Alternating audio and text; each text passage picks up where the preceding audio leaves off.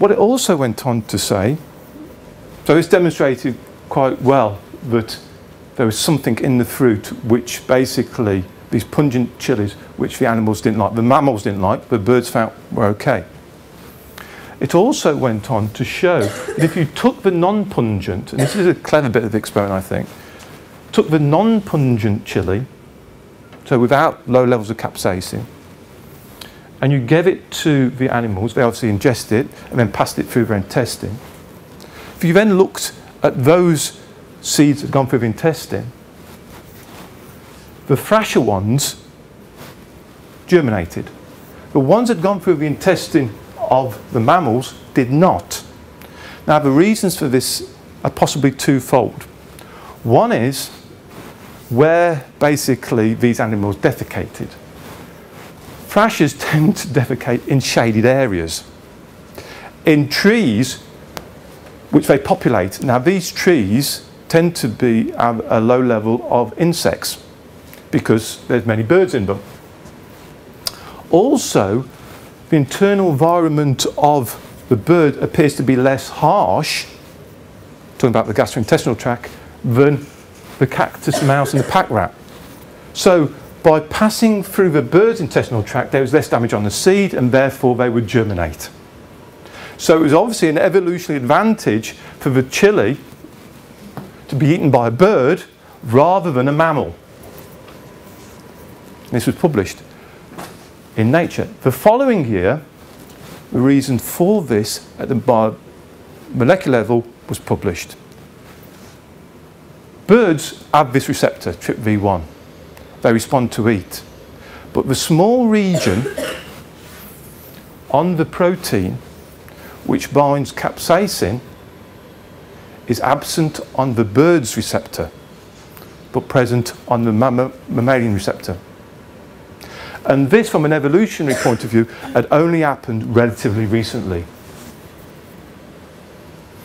So by looking at behaviour, ecological systems, and then trying to incorporate them into molecular biology. So, I've talked about TRPV1 and inflammation. It also has other roles. Body temperature maintenance is extreme to be more and more important. Obviously, if it's picking up heat, it's going to have a role in the maintenance of temperature. Regulating of feeding and body weight. Does this link into some of the weight loss properties of chilies? Again, the evidence is not brilliant. Respiratory inflammation, cardiovascular and gastrointestinal function.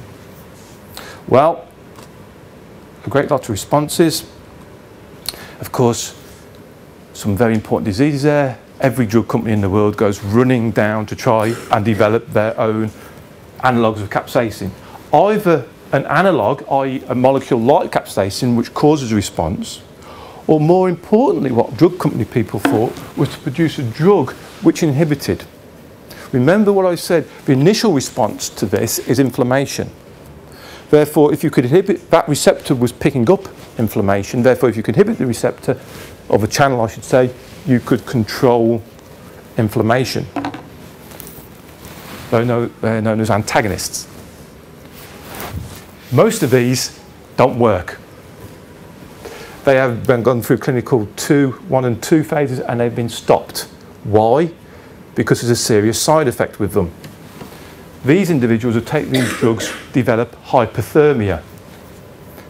Remember, one of the ideas behind taking chilies was to develop hypothermia, to cool the body down. If you inhibit that response, you get hypothermia. Hypothermia from a clinical setting is not that good. Okay? So many of these drugs have dropped out. But luckily, 1 or 2 of the agonists have gone through. In particular, there was one drug which was basically capsaicin, which was given preoperatively to people undergoing knee replacement. Now, I don't think I've had a knee replacement here, but my father has. It is extremely painful, extremely painful, which is treated by opiates, okay, to prevent the pain. If this drug, if a capsaicin solution at 10%, which is quite high, was given to the surgical site before closure, it would eliminate or significantly reduce pain for 3 or 4 weeks and significantly decrease the use of opiates in these individuals, which is fantastic. You don't want people in their 50s, 60s, 70s taking loads, a high dose of opiates. Unfortunately, as with many things in science these days, it failed not because of the science, but because of money. The company who developed this was formed in 2000. It had 2 products, Zingo and this capsaicin, Aldel. Zingo was approved in 2007. This is lignocaine, stuff that you get in a dentist, local anaesthetic. And the Aldel was basically approved in 2008 for osteoarthritis. In 2009, the company went bankrupt with $350 million worth of deficit. So it burned in 10 years $350 million. Why? It was nothing to do with their capsaicin. Nothing to do with this. This was working. This was a brilliant drug. It was to do with the lignocaine. Why? Because lignocaine's a drug that's been around for years. You can't get a patent on lignocaine. Okay? There's no money in it. But there is money in it if you make a preparation which is basically given to children in a non-injectable form. i.e. it's not a needle, it's a powder. You give it one use and you give that to children so they don't have to be injected. There is billions of dollars in that. Billions and billions. And drug companies like that, they're not interested. Some drug companies are interested in making the world a better place. Others are interested in making money. This is small biotech, they're interested in making money. Okay? Particularly for their stockholders. So, they thought they had this great drug. Basically give it to children, didn't get injected, parents would insist on they get this application of lignocaine, you pay $5 for a 10p injection. Brilliant, money maker. The trouble is, they had production problems.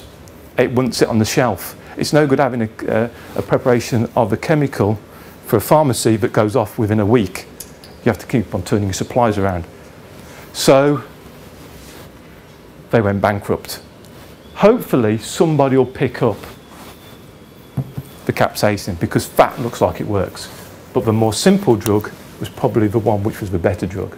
They went bankrupt because they were looking for the money. Well, I hope I've tried to give you a flavour of the role of capsaicin in both our appreciation of different foods, but also in the way in which you can utilise some initial observations written throughout antiquity and come up with viable drugs for the treatment of very important clinical diseases. Thank you very much.